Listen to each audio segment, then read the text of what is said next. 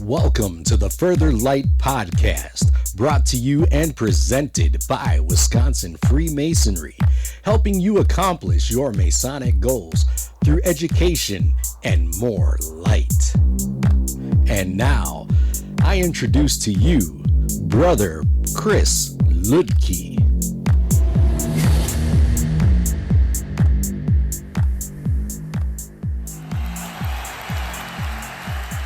This is Brother Chris Ludke, and today I want to explore the difference between ancient and modern Freemasons. And we've all heard the different terminology.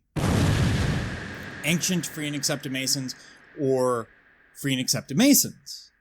The question is, why the differentiation? Where does this come from? And I found a great article by Ed Pisani Jr., written on this topic. Now, this is more of a literary article, so I'm going to be jumping in on occasion with my own aside to try and explain what's going on. I'm going to be adapting it for the podcast, but this is, again, Ed Pisani Jr. What is the difference between ancient and so-called modern Freemasons? Modern being free and accepted, ancient being ancient, free and accepted. So let's get into this, because it's something that we still see to this day. In June of 1717, the premier Grand Lodge of England was established as the Grand Lodge of London and Westminster. It was focused on supplying Freemasonry to the London and Westminster areas in England.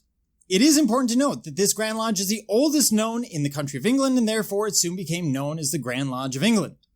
The Grand Lodge was founded on St. John the Baptist feast day, June 24th, when four existing lodges met at the Goose and Gridiron Ale House in London. So there are four lodges that come together. These have the majority of their members as speculative, although there may have still been some operative Masons about. And so that's sort of the basis. That's a history that we're aware of. Now, in 1723, a long introduction of tracing Freemasonry back to biblical times was implemented via the Book of Constitutions, and it included a set of 6 charges or Masonic obligations. It expanded versions of Payne's regulations. It formalized the method of constituting a new lodge, and for the first time, all of Freemasonry, except for the ritual, was available in a printed book. However, though there were groups of Freemasons that traced their roots back to the ideals and morals of the Christian belief system, not every Freemason were themselves Christians. And this will, of course, create a bit of an issue, especially in a Masonry, and here I'm on a side, where we understand this universality. Especially, I've had discussions of the volume of sacred law, etc., where we get into the idea of religion in Freemasonry, or the holy writings in Freemasonry, outside of Christianity. So it is critical to inform you that not all Masons were Christians in this era. So in England, the Grand Lodge had 2 factions of brothers, those Christian and those that were not. Thus, its historical line was of a non-Christian focus. It took more of a secular line. This is in line with what you would see in society in 1717 during the Enlightenment, a period of time where religion starts to take, and the idea of looking to a higher authority for answers in the natural world will take a backseat to the ideas of observation, scientific method, etc. So in the year 1751, a number of Blue Lodges came together in London to form a rival Grand Lodge. The original Grand Lodge's members came to be dubbed Moderns. So, if you're keeping track, the Moderns are the original Grand Lodge, the more secular Grand Lodge, while the later called themselves Ancients. Further, this group of unaffiliated lodges of mainly Irish membership, that's important. Ireland is primarily a Catholic country. They're going to have a little bit stronger ties here. Formed the Grand Committee of what would become the most ancient and honorable society of free and accepted Masons, according to the old constitutions. Very long name.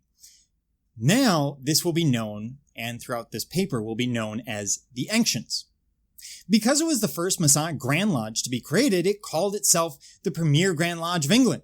in order to distinguish itself from the most ancient and honorable society of free and accepted Masons according to the old Constitution. So now we have two Grand Lodges. We have the Ancients, which have the very long name, and we have the Moderns, which is the first Grand Lodge and was known as the premier Grand Lodge of England.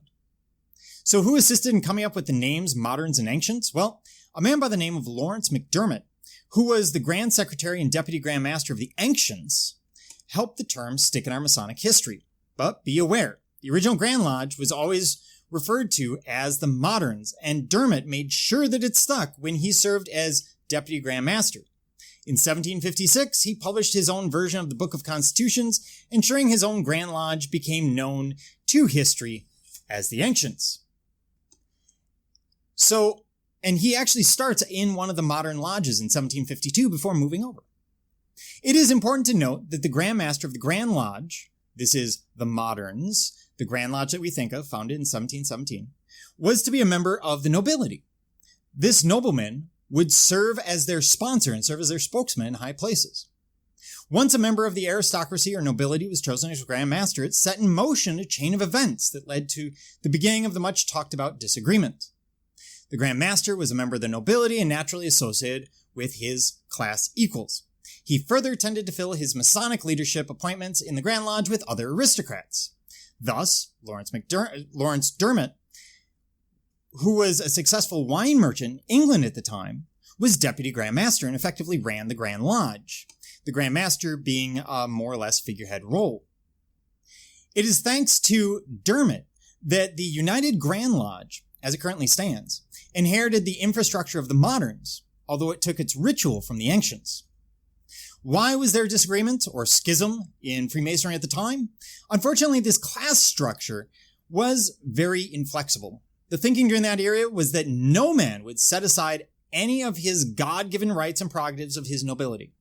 The Christian Freemasons, the Ancients, and the Moderns never claimed a Christian heritage, but instead had set up lodges that promoted values other than those espoused in Christianity. Anderson's constitutions were published in 1723, or was published, it's one book, by Presbyterian church minister and 4 deacons of the Huguenot Church, the Huguenots being Protestants from France that are going to be pushed out of France into England. Thus, this became one of the founding documents of Freemasonry and was regularly printed in pocket-sized versions for the brothers of that era. Anderson's 1723 constitutions only recognized the grades of entered apprentice and fellowcraft/master, 2 degrees, effectively. Later, Dermott wrote the Ahiman Raison as the Ancients version of the Book of Constitutions, as a way to retain the traditions of Freemasonry in what were thought of as its purest form. Thus, a feud among the Freemasons of the era quickly erupted. As time progressed, both ancient and modern Freemasons struggled to overcome this ideology and return to a more pure form fraternalism that is represented in the modern-day degree work. So what were the differences between the two Freemasons' Grand Lodges' Book of Constitutions based on? Here are the main points of difference between the ancient and the moderns as defined by the ancients, which can be easily summed up as follows. So this is the ancients laying out their differences from their perspective. The ancients being the Christian later group. Transposing the modes of recognition in the first and second degrees. Omitting prayers. They believed that the moderns were omitting too many prayers. They believed that the moderns were de-Christianizing the ritual, which the ancients pointed to the Anderson's constitutions of 1723 as proof.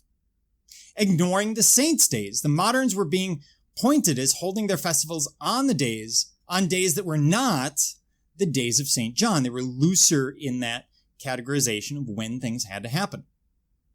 They believed that the moderns omitted to prepare candidates in the customary fashion.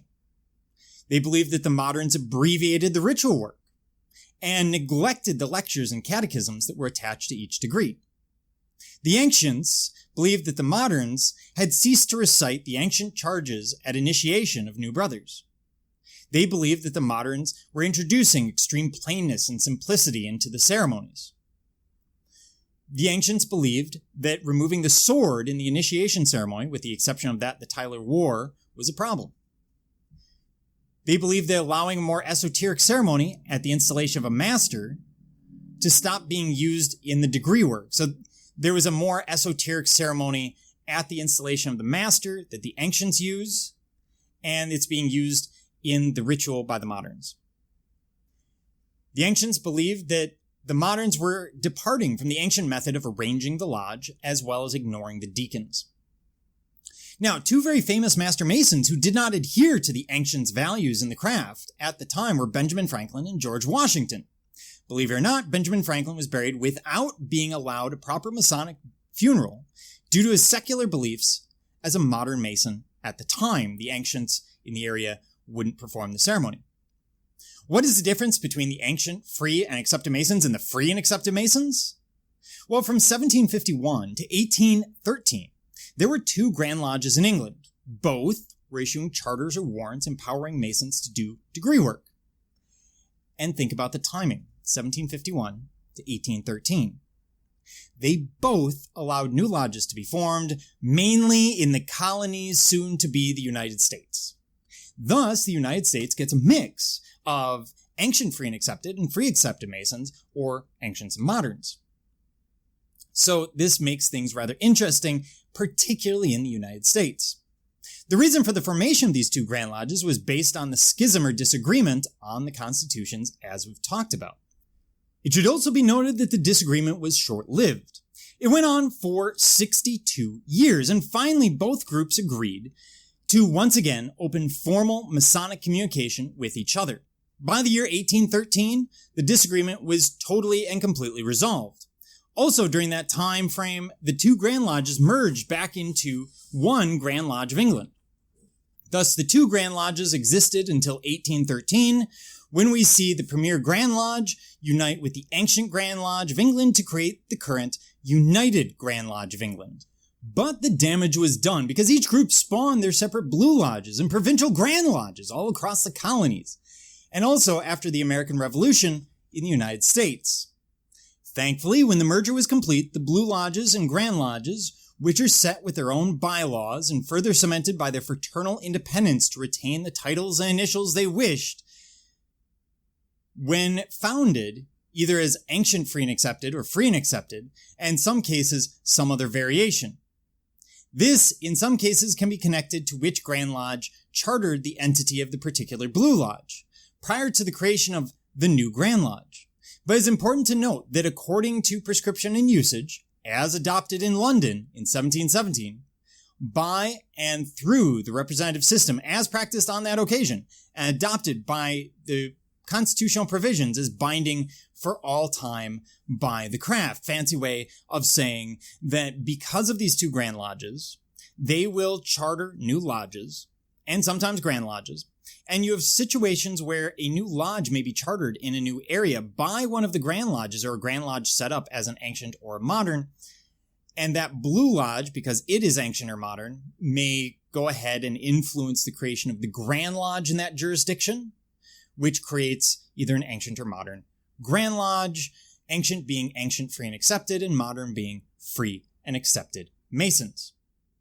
If a brother Freemason visits different states, he will find the title on Blue Lodge and Grand Lodge to read as such. Further, a brother can enjoy hearing slight differences in degree work, not only between states, but between these two various groups, or various forms.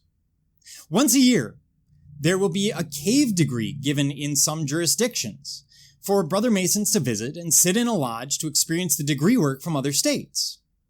Further, some will enjoy taking notes of the differences in procedure for opening and closing and how the bylaws affected the Grand Lodges chartered Blue Lodges in the proper manner. Today, all Grand Lodges in the United States treat each other with respect. Many of the Grand Lodges in the United States are recognized by other regular Grand Lodges in Scotland, England, Thailand, Ireland, India, throughout Europe, Africa, and South America. So today, it doesn't play much of a role, but there's a really interesting history, as we kind of looked at there, of how we got to this point. What you have is a group of brothers, the moderns, the original 1717 Grand Lodge, and you have the development of the ancients based on a more Christian form, or what they see as a more Christian form, and they're looking at a more conservative view, a more ancient view of what should be in the ritual. They schism, they have their arguments, and they come back together. And as a result, we have a hierarchy within the lodge and the Grand Lodge based on the moderns, based on the 1717 Grand Lodge. But we have a ritual which in most places is based primarily, obviously there are some variations, but is based primarily on the ancients' ritual. So we have the more, quote, pure form ritual, while we have the more modern hierarchy. And it's very interesting because they were taking opposing views on two totally different issues. You could imagine a situation where these two groups would have gotten together quite well had they sat down and really hashed out their differences. But you can imagine two groups getting together and arguing over things and not being able to really get at the base issue and see commonality. Instead, they see difference. Sort of the story of life. Are you interested in learning more about Freemasonry in Wisconsin? Visit wisconsinmasons.org. That's wimasons.org. Learn more about Freemasonry and access more educational content and further light. Any questions, comments, or suggestions, please email us at education@wimasons.org. Once again, that email address is education@wisconsinmasons.wimasons.org. Thank you for listening.